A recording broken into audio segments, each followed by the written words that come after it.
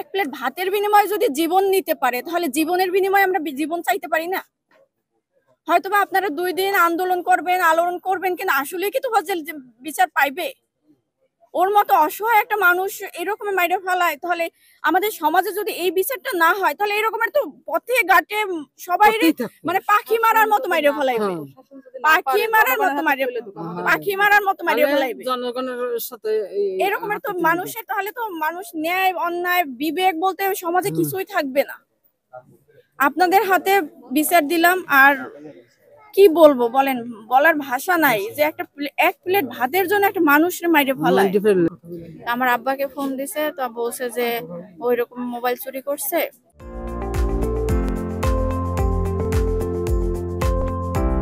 ওরে তখন এরা হলো সাজাইছে কথাগুলা, কারণ ওরেও তখন মারতে মারতে মাইরে ফেলানোর পথে, মুমূর্ষু একদম শেষ পর্যায়ে।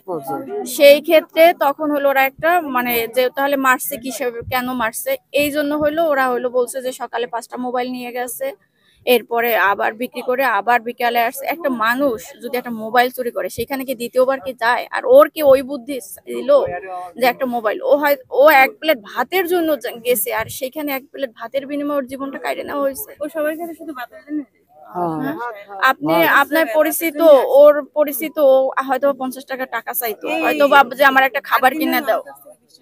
এই হলো ওর সীমাবদ্ধতা ছিল, ওর খাবার, ওর আচার আচরণের, ওর উদ্ভাট, ওর পাগলামির। হ্যাঁ, কিন্তু এরকম একটা মানসিক রোগীরা, অসহায়, যার মা নাই, বাবা নাই, ভাই নাই, বোন নাই, কত মিনতি করছে। আমার বাবাকে ফোন দেওয়া হয়েছে, আমারে ছাইড়া দেন, আমার মামা এসে ছাড়াই নেবে, আমার ভাবি আছে, আমি এরকমের চোর না, তারপরও মারছে। আমি পরে কথা বলছি, বলে কি একটা পাগল মানুষ, তার মামার নাম্বার মুখস্থ থাকে, তার বাপের নাম্বার মানে সরি তার ভাবির নাম্বার মুখস্থ থাকে, তার চাচাতো ভাইয়ের নাম্বার মুখস্থ থাকে, সে কেমন পাগল? সব পাগল তো একরকমের না। আমি 10:30টার দিকে হলো জানতে পারছি, আমার আব্বাকে হয়তো বা 10:15-তে কল দিছে।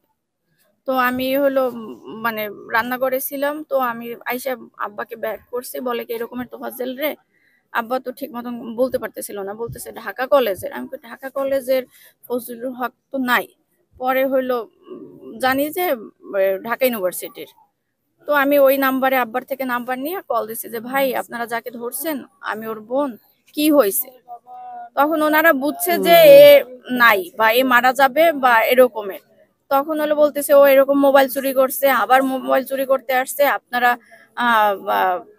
আসেন, টাকার বিনিময়ে নিয়ে যান, ওরে টাকা দিয়ে নিয়ে যান।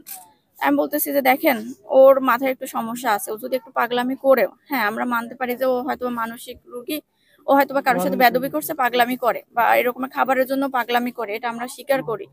কিন্তু যে মোবাইল চুরি করবে বা ই করবে এরকমের না।